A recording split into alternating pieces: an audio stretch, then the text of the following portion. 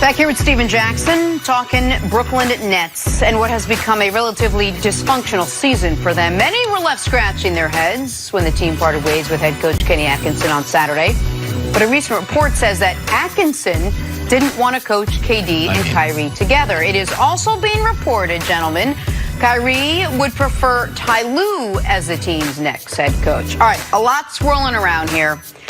Stephen, what was your reaction? These are your guys. Kyrie and KD. It makes total sense. KD coming back next year, they're going to be a totally different team, totally different identity, and I didn't see this coach being the coach going forward.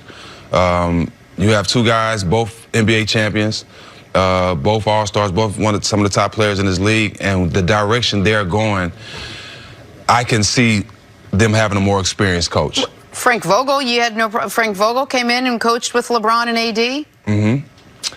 I think Frank Vogel, and I've been saying this for a while, Frank Vogel's the head coach, but Jason Kidd is really the head coach. So in Brooklyn? In my mind, because if you come out the game and you have something to deal with in the game, you're going to J. Kidd before Vogel. J. Kidd actually played, so I'm pretty sure. But you saw what was happening in Brooklyn. Yes. Can we call this what it is? Kyrie didn't like him, so he's gone. Nobody did, to be honest. Oh, well, okay, by nobody, you might mean Kyrie and KD and DeAndre Jordan. The new guys might not have. Listen, the young guys didn't have any room to complain. Okay, yeah. So that didn't mean they didn't like him. Especially because they were developing. Right. Because the Nets, he was playing them. The Nets sold the culture above all else. And then, listen, this is the trade-off in the NBA. I'm not saying it's right or wrong, but this is how it works. You can say we have this culture, we have this thing with the infrastructure we've built up. Unless you are the Spurs, that goes out the window the moment you bring in guys of Kevin Durant and to a lesser extent Kyrie Irving's caliber, and then your culture is whatever the hell they say it is. And they wanted DeAndre Jordan to start.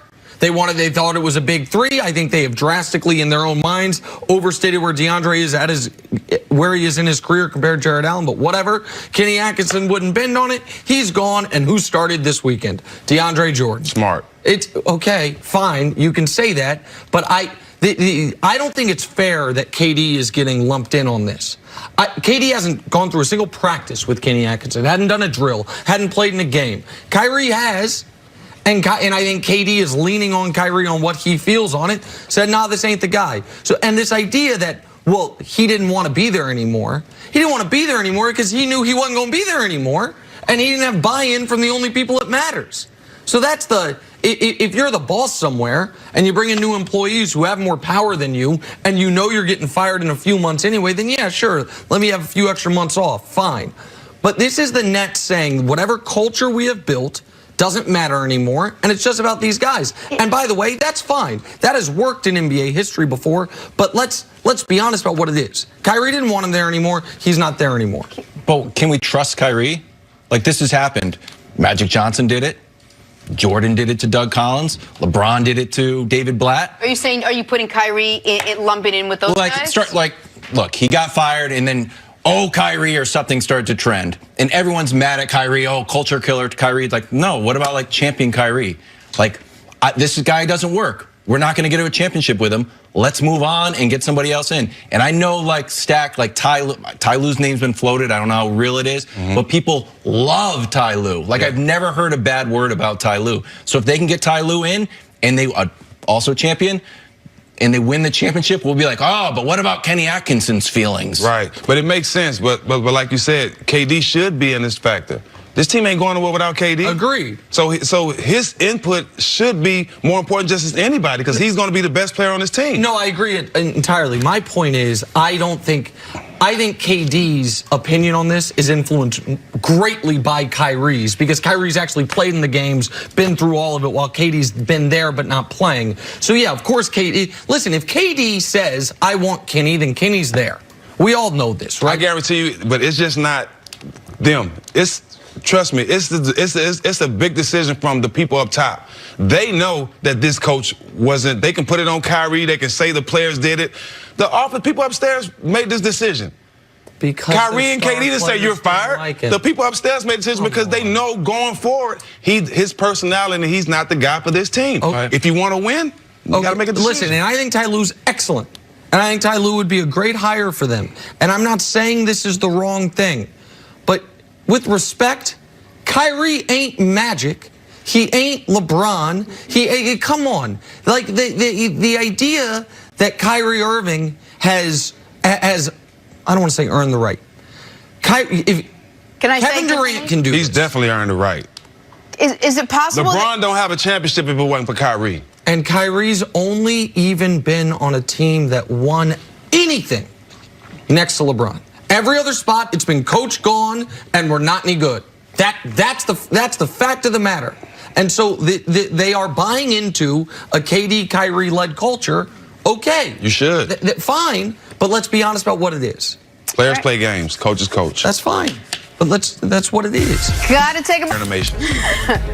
Back to the Lakers now. If you're LeBron, you got to wake up this morning feeling awfully good about yourself. On Thursday, you killed it with that TikTok video. On Friday, you beat Giannis and the Bucks. On Saturday, you beat Kawhi and the Clippers. TikTok video. Here's what his tall teammate Anthony Davis had to say about the Kang.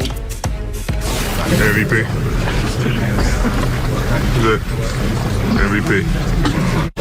Watch the last two games. I mean, what he's been able to do, taking on matchups defensively, leading the pack offensively, making the right plays. You don't see that from a guy who's 17 years in the league,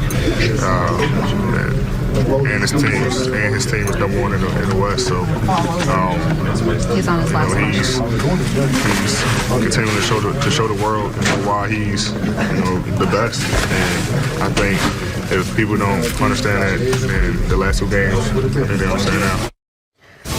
All right, guys, so on Friday, we all sat here and we said, is there a scenario whereby LeBron could actually pass Giannis for the MVP this weekend? They were going to go up and play against each other. Giannis seems to be running away with it. And you said if LeBron plays lights out and Giannis takes a huge step back, you can kind of see a path. Yep. Did that path get a little wider after what happened this weekend? Yeah, listen, LeBron closed the gap immensely. I don't think he's ahead of him yet. I don't think LeBron is yet the MVP favorite, but what had to happen this weekend and what has had to happen post All-Star break has happened. Like at the All-Star break, Giannis was running away with it in my mind. The Bucks were on pace for 70 wins. Giannis on pace to set the all-time PER record. He's scoring as many points as he is averaging minutes per game. It's unbelievable stuff. Since then, the Lakers have lost once. LeBron hit a game winner against Boston. He outplayed Giannis, and when he guarded Giannis, Giannis was 2 for 8 from the field. And that was a game where Giannis's overall stat line is misleading because he scored 10 points instantly and then was 7 of 17 the rest of the way and really struggled. And then LeBron himself went 37, 8, and 8. And then LeBron followed it up with Kawhi, who reportedly, according to my pal Stephen A. Smith, months ago was saying to people around the league, why won't LeBron guard me? Tell him, why is he afraid to guard me? Well, LeBron guarded him. LeBron held Kawhi to an inefficient 27 points. I say inefficient even though it was 50% from the field because he created 0 other points with 0 assists. And LeBron did it on both ends of the court in both games. So if he was going to make this a race, the things that have to happen, the Lakers have to keep winning. The Bucks have to lose. They've lost now 3 of 4. Injury is a part of that. Giannis now going to miss a little bit of time. And LeBron has to continue to put up crazy numbers. Post All-Star break, Kevin, 30, 8, and 10, 57% from the field. 30, 8, and 10. Yep, that's his averages. And maybe most importantly, 78% from the free throw line. And all of a sudden, getting to the free throw line a ton. 78%. Where it's 15 and 14 free throw attempts in the 2 games this weekend where he wasn't afraid to go to the basket. So I don't think he's ahead yet, but I think it's the closest it's been all year. So I've got a story. That's why I wrote down the numbers.